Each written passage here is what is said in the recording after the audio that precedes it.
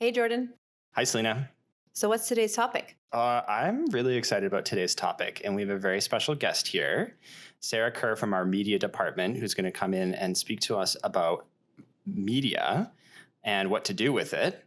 Because I feel like a lot of clients think that media is very digital these days, and it's all digital. And even a lot of our home builder clients and home builders we know are very guilty of this. And I think she's going to come in and dispel a lot of myths that people have.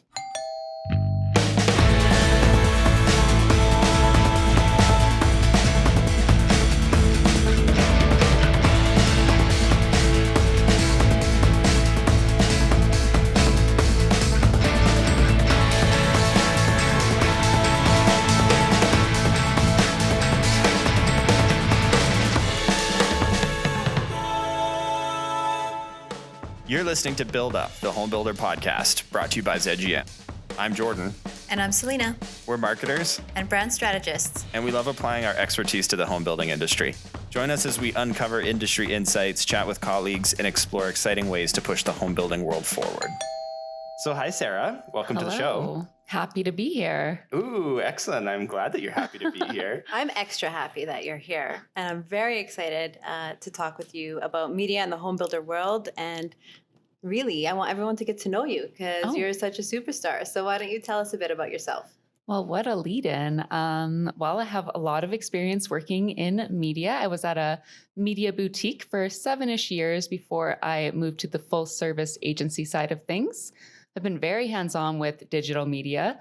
It's evolved quite a lot in the past 10 years. And on top of that, of course, I'm very proficient with all the other media channels. So looking at the full mix of things. And I've worked with several builders and developers in the last few years, and of course, many other industries.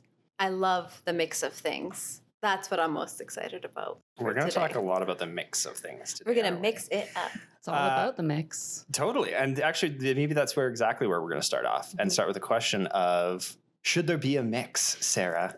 There 100% should be a mix. When you're looking at the customer journey, you want to plan as many touch points as you can allow for, because the more touch points you have, the more brand familiarity you're going to grow with your audience. And that just leads to more trust in your brand and then more likelihood that they are going to have you top of mind when they're looking for that particular product. And I guess in this case, that is a home. It is a home in this case. I want to talk a little bit about the consumer journey, just for maybe some listeners who aren't quite as familiar with what we mean by that. We use it a lot at ZGM. It's not unique to ZGM, but I think it's a really important concept that unfortunately not enough marketers apply, but is really important. So talk to us a little bit about what the consumer journey is and what you talk about when you say mix and touch points across the consumer journey. Right. Well, for the journey, what it really is looking at that psychological process where they're going from awareness to consideration to purchase to advocacy for a home or any other product or service. So the media mix is where you are using a bunch of different media channels and tactics to communicate your messaging or your brand to consumers.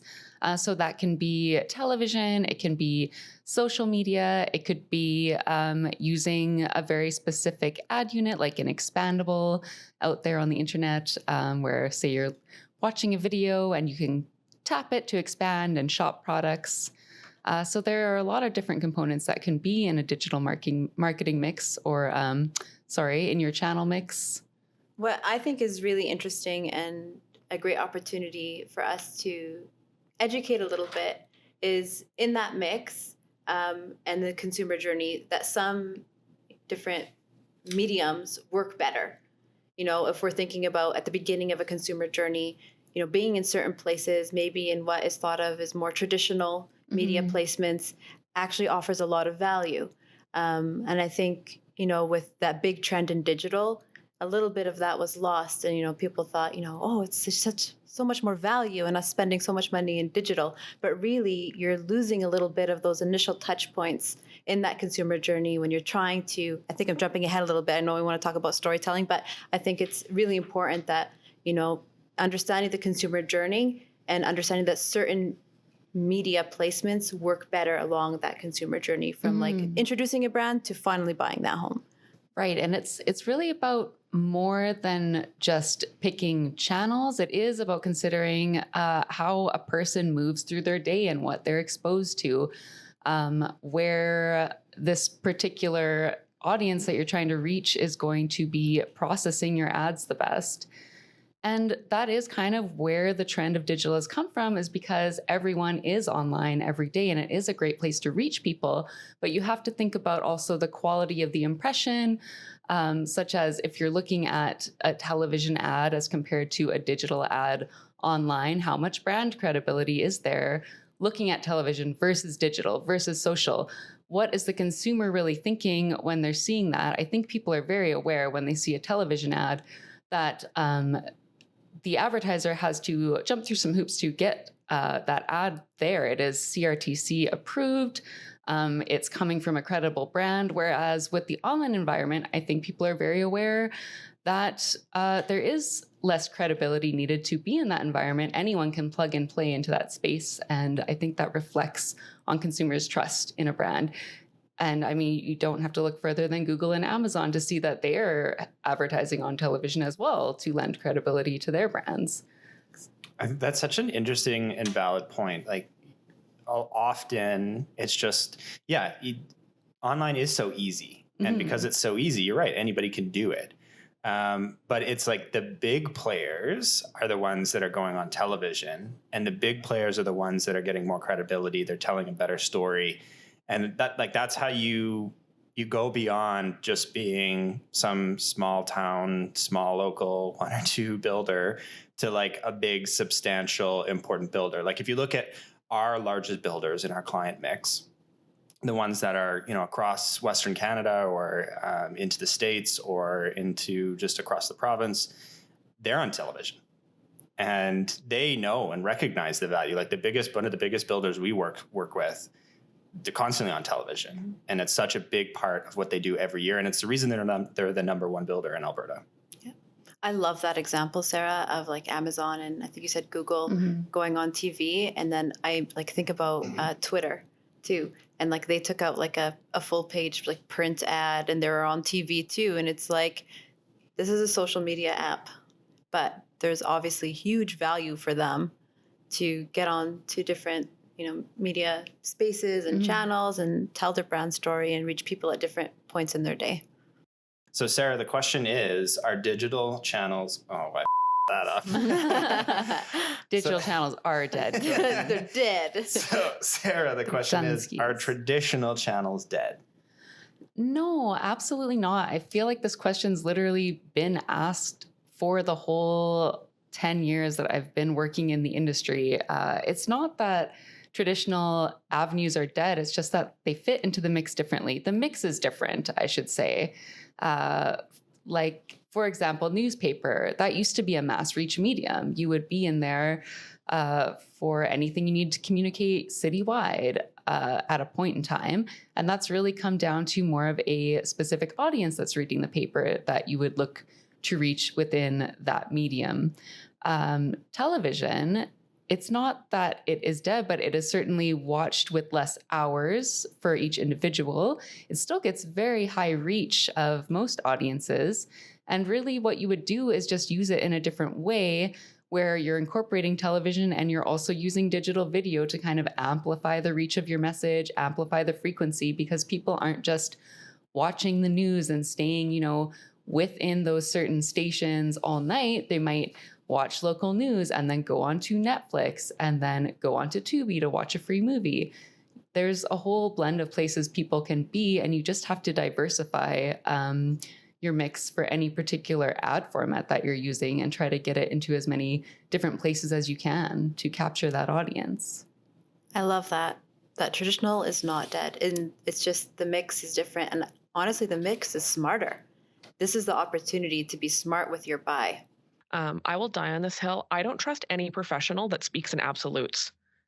Scientists themselves only work on their best theory based on the information they have at the time. that they keep continually trying to disprove. And I feel like really good media people, really good marketers, any really good professionals work in the same way. Speaking in absolutes is lazy. This is dead. This is the only way for you. That just means you haven't tested my audience or my market. You don't know that. Like I don't trust those professionals. And that's my soapbox rant for the day. I like I that agree. soapbox rant. Broad statements are stupid. Ooh, maybe that'll be the title of this episode. Broad statements are Media. stupid. Broad statements are stupid. How careless to lump things into buckets. Absolutely. And so when we're talking about that, like what we're saying is, like, if you take all of your budget and spend it on digital, that's stupid. I mean, Maybe I shouldn't offend people by saying stupid. that's true. We should not call anyone It's not stupid. as savvy. And also, I mean, depending on the scenario, being all digital might be the right avenue for your spend. Probably not if you're a home builder, but there are cases where that does work well. Like if you're a makeup brand like Glossier, say. Yeah. I think that's totally fair too. And, it's different points in maybe a home builder's journey. Maybe 1 year they don't have as much budget and they have to be a little bit more lean, and digital is the best place for them. But it's planning ahead and thinking about their business goals. If they feel like they're not getting enough leads, then you need to do something beyond digital. And it's taking a step back and really looking at your consumer journey and looking at your brand and seeing how best you can communicate your brand message in different and unique ways. Yeah, when you talk about leads, it's interesting because obviously you can directly tie a lead to something digital. You could say, I got a lead on a Facebook form. I got a lead through the website. They clicked through an ad. That's very trackable. But Sarah, in your opinion, what other roles or what other necessities are there in the mix before that lead comes through that Facebook form or that digital ad? Right. Well, we always like to talk about the funnel because it is a good visual for just how human behavior works. If you're looking to have people trickle down to a lead or the closest action they can get to a conversion, you have to start with having a big audience aware of who you are and what you're offering, so that when they're in that consideration phase where your brand is relevant to them, they will recall you. And that is your best chance of, getting that lead at the bottom of the funnel, is having the top end awareness. This is kind of why it is important to have that mass media reach at the top, to fill that lead hopper, we'll say, with as many potential customers as possible so that they're ready to move through the funnel in their own time. What's an example of the kinds of touch points through the consumer journey and someone getting towards a lead? Right. So starting off at the top, the awareness level, you'll want a person to have some familiarity with your brand, and that might be employed, say, by a mass reach medium like television. You've got a spot in the Oilers games. It's getting a lot of watchers because the team's on fire. They are on fire this year so far. So that's planting the seed really at the top of the funnel for awareness. People have heard of you. They got some brand recognition. They've seen a nice little video that resonates with them. And they kind of put that in the back of their brain in the interim. And maybe also they've driven by some billboards, kind of reinforcing the brand in the meantime. And then they get to this point in their life where they're considering buying a home. They're thinking of, who are the home builders I know in the area? And then they start going to websites to look at inventory, and they're getting retargeted with your ads. That's reinforcing that brand with them. And then they're going to search and they're going to look up your specific brand because they've heard of you. They've seen some ads. They've seen some quick possessions on Facebook. They're growing interest. And that's all kind of part of the funnel that will take them to interacting with you and becoming a lead. I love what you said, Sarah, about planting a seed. Like that is so interesting, and I think it's so relevant to the consumer journey in that process. We there's lots of research that shows that the consumer journey and how you attract or how you attack the consumer journey is so important. And McKinsey Institute is a great example of that. They talk about when someone is aware of you, they're 3 to 4 times more likely to buy from you, which just means you have to do a lot less work when it comes down to the end of it. You can spread that out. But we also know from our own work that when we're building that awareness and we're building that brand top of funnel, that when it comes to actually converting, if we look at periods where we're not running the awareness side of things and periods where we are running the awareness side of things, 20 to 30% increase in conversion because we're running that awareness side of things. Yeah, that can be the problem with digital, really, is because you're focusing on such a specific audience, you're only getting people who are already in the consideration phase. And then you have to work twice as hard to convert because you've got to build up that brand trust in addition to reaching the right audience. So in my opinion, digital has a limited scale in that way, where that strategy is going to only work for so long to run digital only as a home builder, because people will kind of forget what it is about the brand that differentiates you, that makes you worth considering for the biggest purchase of their life. And so eventually you will need to have those brand ads back in market to remind people before they're considering buying a home that you are an important brand in their area. You have a lot of longevity. You can be trusted. That is it. It's getting people to be comfortable with you. If I'm going to spend like minimum, what is it, like $300,000 Yes. at like the smallest amount almost sometimes, hundreds of thousands of dollars, and I've never seen you or heard of you before, like you're gonna have to work really hard for me to feel comfortable. But if I'm seeing your ads on TV, if I'm reading about you and learning about your story and who you are and what your values are, and you align with my values, then that makes a huge difference. Also, pardon my crude reference, but for me as an inbound and organic content specialist, I always find that media is like steroids on top of the gym, right? I can work out for 10 years and see a certain amount of growth, or I can publish really great organic content or do all this great work forever. And it'll take me years. But if I put a little bit of media into it, or a good awareness campaign, and it happens, I don't want to say overnight, but it certainly cuts the time down by like a tenth, or if not more. We've seen it. We've seen that magic happen with Sarah as well. With Sarah's media planning, smart media strategy, combined with a good organic plan. Oh, it's the best. That's the cake. Yeah. Yeah, and it's interesting because I think, you look at it and you're like, okay, well, I can see all of the results from digital, and I just want to pour all of my money into where I can see the tangible results.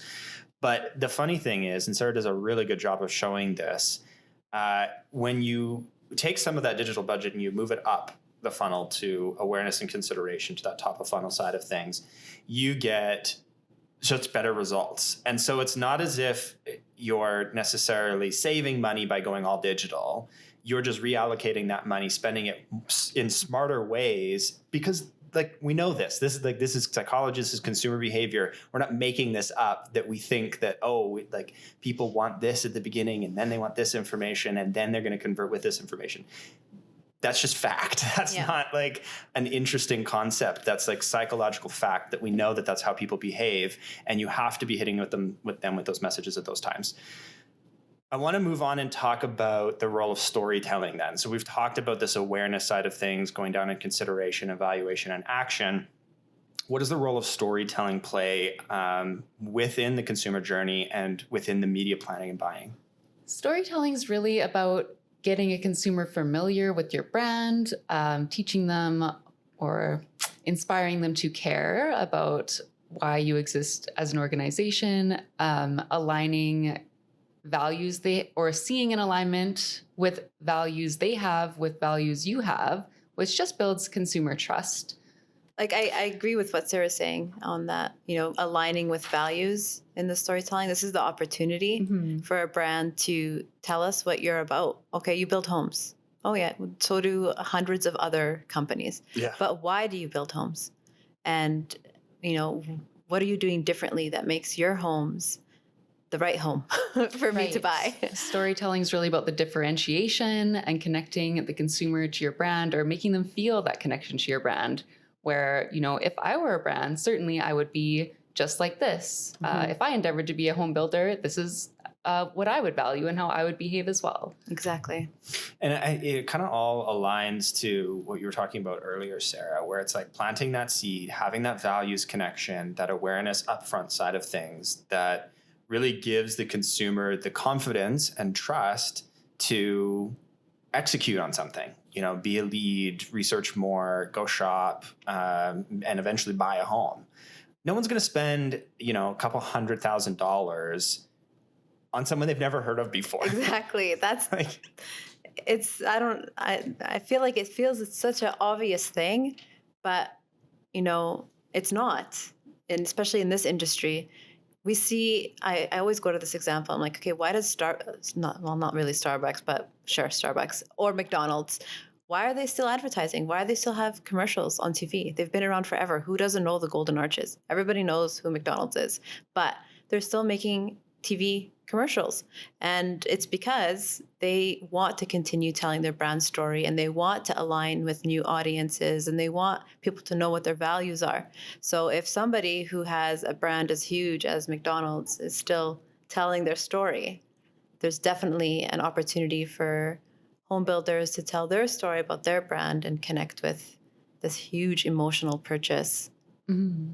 Well, they're keeping McDonald's top of mind, and they're literally buying their share of market. So if people are seeing all these McDonald's ads, yeah, they could go to A&W, they could go to Dairy Queen, they all have burgers, but they see the McDonald's ad, they eat with their eyes, they crave the McDonald's, so then they go there first. It's also customer experience, right? Never stop dating your wife. Isn't that what they say? Yeah, that's actually very true, because we can lead many consumers to go visit a show home if they have just a bad interaction with a sales representative. That will turn someone right off a brand. And I can say I've done the same thing myself. You get amped up to maybe go to a store, go to, the makeup counter at the Bay, and then you have this awful salesperson just clinging to you, won't let you explore the section on your own, just keeps trying to, move you to purchase without kind of romancing you first, and he just gives you a bad feeling. You never want to, go back to the Bay Cosmetics counter again. Just stick with Sephora. I agree. And that's something I think we talked about it in episode 1, about how important that, maintaining the consistency of the brand experience from media. So the messaging and the story we're telling in media, making sure that's carried through each touch point. So maybe it's through your social ads too, making sure whatever we're doing on TV is happening on social. Those messages, that feeling, that magical atmosphere that's going on in media is translated to the customer experience and interactions in the show home or sales center. I feel the same way about the Bay. The Bay has terrible online shopping also. Bad online shopping, bad brand story, and it is the death of a department store, and it's sad. I think when we talk about storytelling too, we know the importance, and we talked about this also in episode 1, when we look at that new buyer who's coming into the market, Gen Z, millennials, these are now like the growing and largest home buyers in the market. And we know how important it is for them to understand not only the kinds of products that companies sell and the prices of those products, but what those companies stand for, why they do what they do. And the connection to something bigger than just, we build houses. And that's the kind of story you can get into when you're storytelling. And I'll just make mention of a recent report that came out from Ipsos, kind of looking as a global trends indicator for years past and years to come. And in this report, they're really talking about the rise of brand purpose. And when asked the question, I tend to buy brands that reflect my personal values. Across multiple different countries, you see huge growth. Great Britain, for example, 43% in 2013 agreed that they buy brands that reflect their personal values. Today, it's 60%. United States, 2013 was 50%, and today it's 66%. This is only getting bigger, and it's getting bigger because of that Gen Z millennial population who's coming into the market, buying more products, and demanding This isn't just a matter of like preference, but demanding companies do more and be more than just a transaction. They want to know more. They want a story. Yeah. And telling that story is really hard on just a display ad. So I think it's using all of those opportunities, what people would say is traditional media, but I'm not going to call it that anymore. I'm going to tell the smart mix of all media to tell that full story and really get into those details that, give me that emotional pull for this huge purchase and gets me to want to learn more about that brand and that company. Exactly. The more touch points you have, that gives you more opportunity to tell different sides of the story, right? So you've got the emotional pull with, say, a video ad, and then you move to maybe a bunch of social ads that are showing, look how nice these interiors are. And then you would move to, say, a pricing ad where you've got a promo on and people are seeing display ads across the internet. And it's all connecting to form a bigger picture and help move them towards conversion. I love that you said a pricing ad, because to me that's such a big thing in Homebuilder ads, is that you see a price right away. It kind of feels like a car sales ad sometimes, but it's important that in the beginning that it's not just all about price. Tell that story first, romance them a little bit, like what you said, Sarah. Inspire them, get them excited, get them dreaming, like, oh my goodness, this is where my family is going to live, or this is where I'm starting that new chapter of my life. And then ease them into that price sticker. Yes, that's like the little push at the bottom of the funnel to get people who have gone through the awareness and the consideration to finally put that lead form in, because maybe they can now afford to move into this home they've been eyeballing. Car sales is a great example. And you don't just see cars with, ads online for cars at this price. You see that, don't get me wrong. It's just not all you see. There's a reason that car manufacturers, and it's a similar purchase. It aligns nicely with home buying. It's not something you buy all the time. It's very expensive. There's a reason home builders buy Super Bowl ads. And it's not to run commercials with cars for $50,000 or $60,000. That's not the purpose. They buy Super Bowl ads because they want to connect and tell a story and have, good brand affinity and relationship and consistency and all those important things. And that's what we're talking about here as well. Sarah, I want to talk to you about budget then, because I'm sure that is a big question on a lot of listeners' minds. And it's always a big question that we get when we're talking about home buyers and home builders and what the market is. And we get the question, what's the right budget? How much money do I need for media? So what's the right budget, Sarah? Oh gosh, that's always my favorite question. It has been proven through data that you can literally buy your share of market. So it's really a question of what can you afford to put into it, because you're probably going to be able to get back whatever you put in there. You can't really just tell people a specific number. It's dependent on market, what time span are we looking to run with this particular initiative, what audiences are we trying to reach? Is this a product where you have actually enough inventory to be reaching a high number of people? Is it a niche product? There's a lot of factors to pick the particular budget, but when you have a robust budget, you really need to just be considering how much should you put towards that awareness versus that activation. And there have been numerous studies of this, of course, by Les Binet and Peter Field, where the general consensus has been through their studies that you would weight more heavily towards awareness than activation. 60-40 is their kind of generic number, but that changes really depending on the goals in the industry. But just note that through all these studies, it has been proven that you should spend more towards the awareness than the activation, because you're trying to fill your lead funnel, and to get awareness, you want to reach more people and make sure they're aware of what you have for when they start their journey down that funnel. I want you to say those two names again, because those are names that you and I love, and we read them all the time. And we'll link this in the show notes as well to some of their important articles. But yeah, just say those names again. Les Binet and Peter Fields. Those are names that I think everybody in marketing needs to become familiar with. They are such just great leaders in marketing and media and the importance and how to spin it and how to run it properly.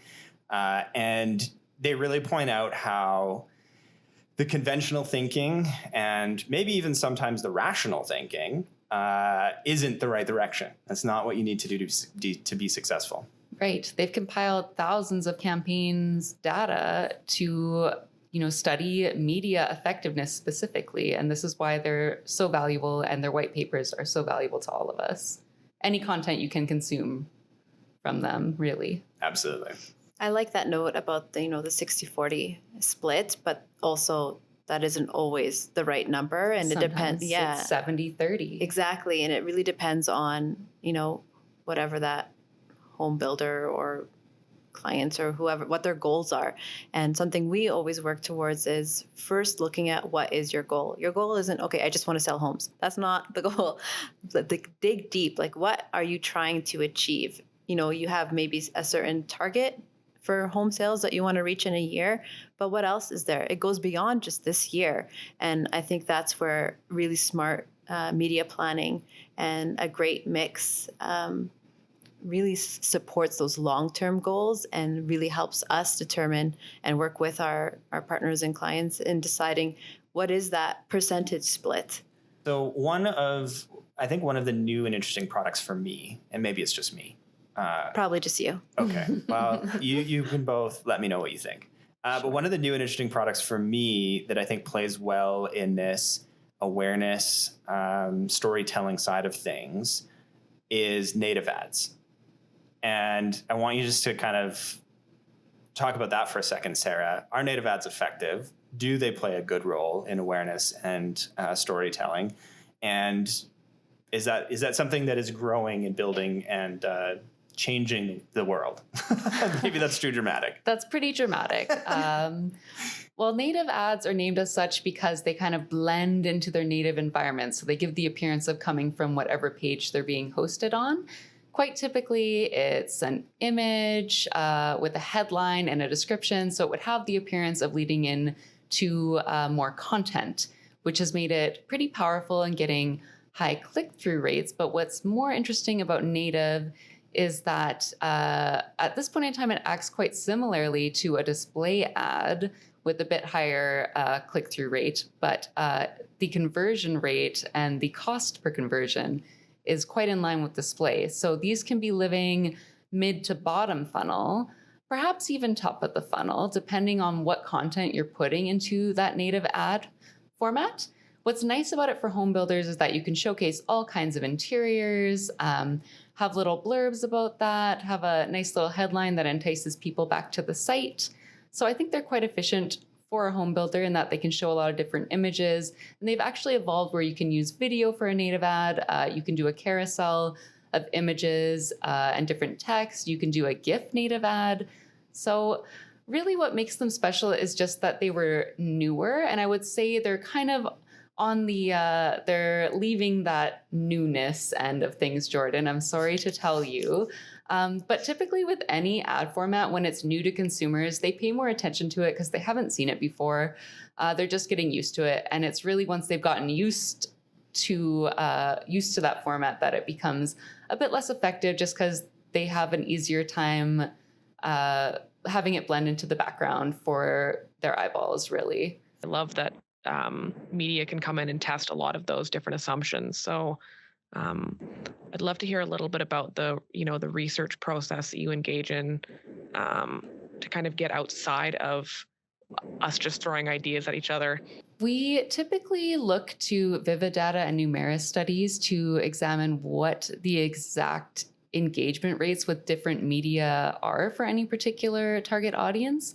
That really helps guide our planning from the start. But a lot of the decisions you make as a marketer are based on the experiences you're having with running ads. And when you're running, a lot of different campaigns with a lot of different industries, you might see that certain tactics work well for some versus the others. You might see that creative specifically resonates better for a particular placement, and maybe it's just not being done right and you're getting low engagement. So you can have even tips for what the right imagery or messaging might be for a particular placement to help make it more effective. I don't want to say that a lot of it is trial and error, but it's certainly leaving some budget for every campaign to test something interesting or something new to see how that will help lift the brand. And then you might navigate more dollars towards that tactic later, or you might pull the plug after a few weeks, just seeing, we're getting site traffic. People are staying here for 3 seconds. Why bother with this? Or you might be running television ads and looking at how your site traffic spikes right after your TV occasions and say, okay, we need some more of that. Awesome. Well, that was a great conversation today, everyone. I would love to wrap this up by hearing what everyone feels like their top takeaway from today's episode was. Do you want to start us off, Jordan? I would love to start us off. I think my top takeaway, I love the way that Sara said you have to plant that seed. Like, I just truly believe that that's so important when looking at the consumer journey, looking at the funnel, looking at everything that media is supposed to do and everything that a creative campaign is supposed to do, what advertising is supposed to do, you have to plant that seed. Selena, what's your biggest takeaway from today? Oh, there were so many, but my favorite thing was talking about the mix, and that it's not about, a certain medium being dead, or TV is dead or print is dead. It bothers me so much when people say that, because it's definitely not. It's being smart about your strategy and understanding that your consumer is in different, points throughout their day, and how could you reach them in the most effective and thoughtful way. And Sara, what about you? That is so tough.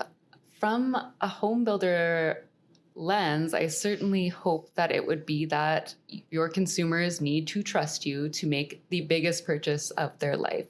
Santana, what's your biggest takeaway from today's episode? Honestly, my biggest takeaway is to get out of your echo chamber, trust experts to be experts.